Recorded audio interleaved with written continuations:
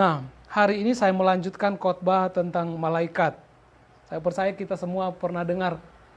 Saya percaya semua orang pasti tahu tentang malaikat. Mereka datang dari sorga karena diutus. Siapa yang mengutus? Yang mengutus adalah Allah dari sorga. Jadi mereka datang ke dalam dunia ini bukan untuk memenuhi keinginan mereka sendiri, tapi untuk memenuhi kehendak pribadi yang mengutus mereka. Yang mengutus mereka adalah Allah pemilik segala sesuatunya. Allah pencipta langit dan bumi ini. Termasuk yang menciptakan seluruh malaikat yang ada. Dan mereka diutus ke dalam dunia ini. Mereka bertindak, mereka berbicara atas nama yang mengutus. Nah, itulah sebabnya kalau saudara baca baik-baik di Ibrani pasal pertama ayat yang ke-14. Ya.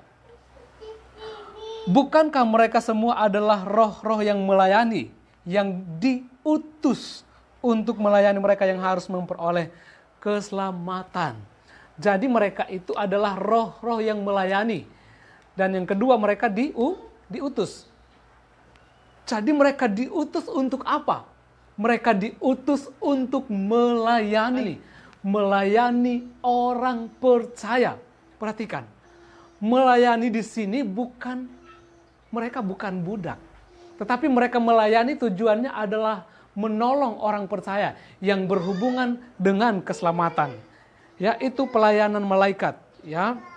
Nah, ada beberapa poin yang akan kita perhatikan hari ini, ya. Poin yang pertama adalah dalam hal apa pelayanan mereka kepada manusia atau kepada orang percaya atau kepada umat Allah. Yang pertama adalah menjaga secara fisik. Sama-sama katakan menjaga secara fisik. Menjaga secara fisik, ya, ini dia.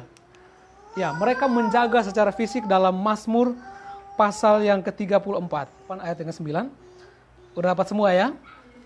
Malaikat Tuhan berkemah di sekeliling orang-orang yang takut akan Dia, lalu meluputkan mereka.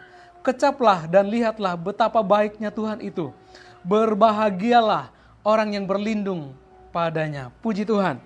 Nah, yang pertama adalah malaikat itu adalah roh yang melayani. Mereka diutus untuk melayani orang percaya.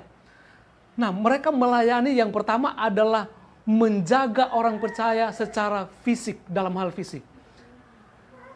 Jadi, malaikat itu menurut Mazmur 34 ayat yang ke-8, malaikat itu berkemah di sekeliling orang-orang yang takut akan Dia.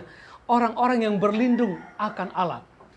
Jadi kalau kita berbicara malaikat itu berkemah, artinya mereka tinggal, ya, di rumah saudara. Ketika engkau menjadi jemaat Tuhan yang takut berlindung kepada Allah, di sekeliling rumah saudara ada malaikat yang membangun kemah, membangun tempat tinggalnya. Untuk apa mereka berkemah?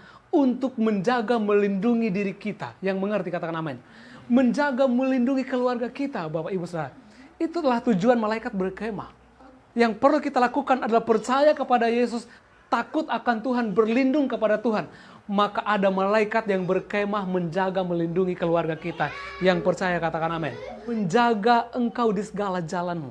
Kalau kita berbicara tentang segala jalan, maksudnya dimanapun kita berada, Tuhan menjaga kita.